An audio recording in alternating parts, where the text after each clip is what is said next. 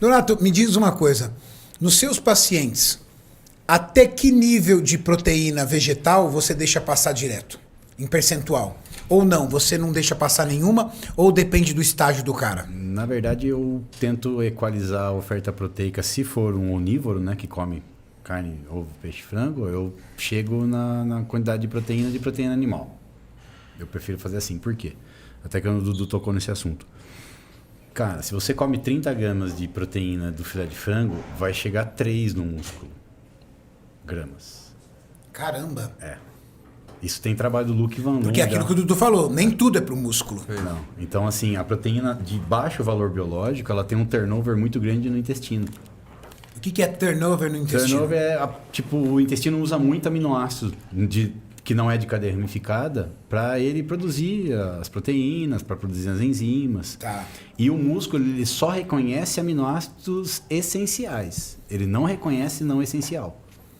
Ele não enxerga aminoácido não essencial no sangue. Caramba. Então, o que realmente vai de fato para o músculo é a proteína de alto valor biológico ou uma proteína vegana aumentada para chegar nos aminoácidos essenciais, tipo uma proteína de arroz, de ervilha. O músculo quer aminoácido essencial. Ele não lê outra coisa. E os não essenciais? Como é que ele arruma? É importante dizer isso. Ele enxerga o aminoácido essencial para a sinalização da síntese proteica. Porque, obviamente, para construir a proteína, você vai precisar de todos. Tá. Né? E não onde ele arruma os outros não essenciais? Ele tem dentro dele, mas ele Tá precisa... lá, sintetizado. Os 9 essenciais ele precisa para somar na parte. Agora, se eu pegar, por exemplo, uma glutamina, tem dentro do músculo. Bastante. Né? Bastante, né? Entendeu? Então, pô, aí eu pego um aminoácido de baixo valor biológico, né, que não está dentro dos 9 essenciais. Na proteína vegana, se eu for pegar uma pessoa onívora, eu não me preocupo com isso. Porque eu sei que vai aumentar a oferta proteica, mas esses aminoácidos não são os principais que eu vou querer para sinalizar a síntese proteica. Porém, quando a gente atende vegano, eu vou ter que contabilizar tudo. Porque daí é a mistura das proteínas. Porque é ali que ele vai ter que tirar a proteína dele, né? Se for ovo-lacto, até dou graças a Deus, porque o ovo-lacto ele come ovo, queijo, laticínios, mais a vegana. Agora, quando é um vegano restrito... Aí fica fácil. Mas ali quando, por exemplo, acho que pra galera entender, quando você contabiliza lá, vai colocar 2 gramas por quilo de proteína na dieta. Sim. Esses 2 gramas por quilo você está considerando todas as fontes? As proteínas animais e vegetais? A minha preferência é sempre animal. Mas você bate as 2 gramas por quilo só do animal? Só do animal. Ah, tá. Aí as vegetais que forem a mais, na verdade... Até porque se ele é um onívoro, dificilmente ele tem grandes fontes de proteína vegetal com rica em proteína.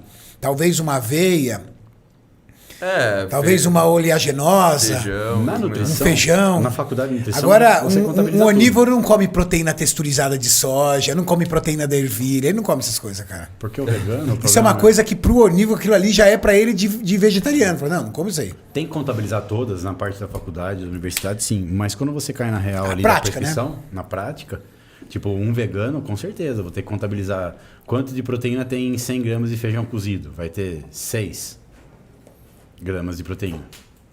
Como é que eu vou fazer o cara bater 20? Eu vou ter que misturar outras fontes. A PTS é uma ótima fonte de proteína vegetal. O que é PTS? É a proteína texturizada de soja. Ah, tá. Na tabela é uma das que mais tem por dose aminoácidos essenciais. Quando eu vou para outras, tipo arroz, milho, ervilha, quinoa, cogumelo, o pessoal acha que tem proteína, mas não tem proteína do jeito que o pessoal acha. Então, eu prefiro colocar 90% de proteína animal e o resto que vai vir junto são as veganas. Eu tinha muita azia. Eu ainda tenho um pouco, mas eu tinha muita azia. E eu crucificava o café, que eu era apaixonado pelo café. E aí, conversando com um amigo meu, não sei se vocês conhecem, o Dr. Rafael Kinak, que é médico. Sim. Amigo meu.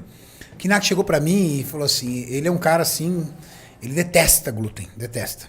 E ele falou, Renato, eu já li muito sobre glúten. Ele é um cara muito técnico, igual vocês, de ler artigo. Ele falou assim, reduz, ele falou assim, não estou falando para você cortar, reduz as suas fontes de glúten. Porque eu era um cara que comia pão integral, macarrão, comia tudo. Aí eu deixei como minha fonte de glúten só aveia.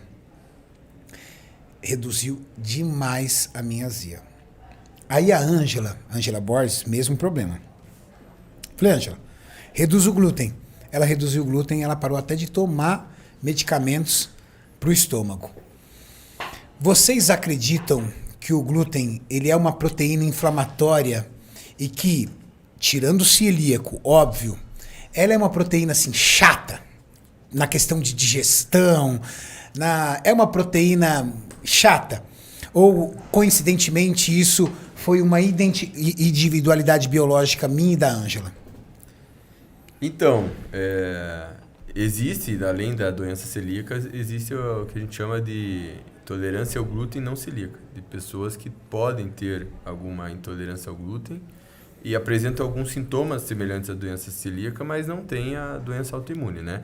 Não, ou seja, o intestino ele não vai ter aquela liberação de citocinas inflamatórias, enfim. Toda aquela reação, né? Porque assim, o nosso intestino, ele até vê o glúten, né, justamente pela digestibilidade, enfim, como se diz, como se fosse um invasor, inimigo, né? Só que ele dá conta disso no geral. Mas ele vê. Ele vê, mas ele dá conta. Então, isso quem fala são especialistas em doença celíaca. O corpo, ele dá conta. Pode ser que nessas situações aí, pela quantidade, excesso... Porque a gente come muito, né? Tem isso também, né? Quando eu vou comer pão, eu como 12 fatias. Mas de forma geral, não existe assim uma base científica sólida para recomendar a tirada de glúten nas pessoas saudáveis, né? Tá, legal. Isso é bom, importante saber. O que a gente percebe, por exemplo, a esposa do, ela realmente tem esse problema de fermentação. Ela não é celíaca, mas como o Dudu falou, ela tem pequenas reações ao alimento. Então, quem? A Drusila, minha esposa. A Dru. Tipo, ela não pode comer pão integral, pão francês, tipo, de dias seguidos. E o que eu percebo o trigo fermentado parece que agrava um pouco mais do que outro trigo que não foi fermentado. Por exemplo, o macarrão, tem gente que responde mais a essa fermentação do que às vezes com tipo um alimento que tenha glúten, mas não seja fermentado, não seja assado. Não adicionou fermento mesmo. Exato. Então, o pão e o macarrão pode gerar mais azia do que outros alimentos que tenham trigo, mas não são a mesma preparação.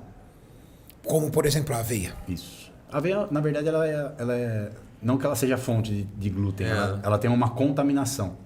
Ah, é? É pequena quantidade, né? É pequena quantidade de glúten na aveia? Mas pelo local que ela é beneficiada, por ter outros cereais junto, ela tem essa agregação do glúten. Então é glúten por arraste, a gente usa assim na indústria, né? É porque usa o mesmo equipamento e o glúten gruda tão fácil assim? É o silo, né? Você tem o silo, você tem ali o armazenamento. Então, aí você tem o celíaco que compra aveia que é beneficiada só no galpão da aveia. Aí ela não tem glúten. Entendi. Mas aqui no Brasil você vai ter que procurar muito bem esse tipo de alimento. É para a população mais específica mesmo. E existem intolerâncias a carboidratos específicos, né? Que chama intolerância a food maps. Né? Carboidratos como frutose, lactose, frutoligosacarídeos.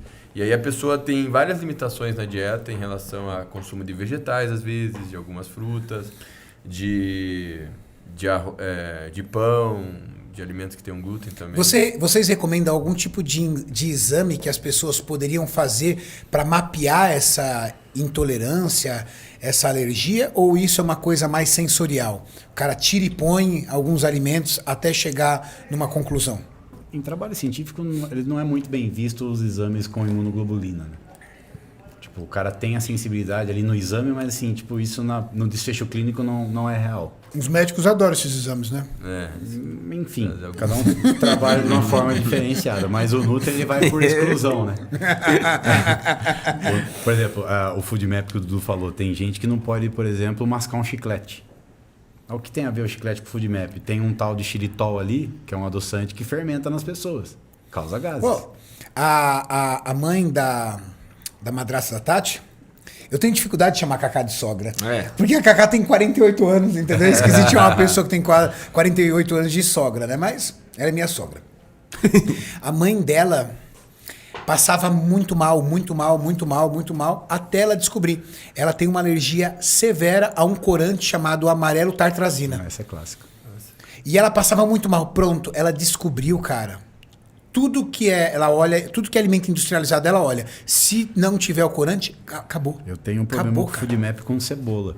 Cebola? Cebola. Nossa, cozida ou crua? É pior crua. Só que quando, tipo, a família italiana refoga alho e cebola, né? Normal. Quando eu comia na casa da minha mãe, nossa, tipo, fermentava demais, muitos gases, né? Aí em casa a gente não faz nada com cebola. Caraca, eu pensei que os gases Aí em eram casa a natural. Drusila reclamava. Aí ela reclamava. Aí quando eu vou na casa do meu pai, ela já sabe. Vixe, agora vai começar Voltou, a fermentar, Tirou a cebola, já era. Já era. Olha que muito, interessante, muito paciente cara. sente isso também. Depende muito. Esse food map é muito individual, cara. Brócolis, feijão, Aí você tem que fazer por exclusão, por exclusão. nesse caso, né? Mas pra doença celíaca tem exame específico. Aí tem exame específico. Não. Se for...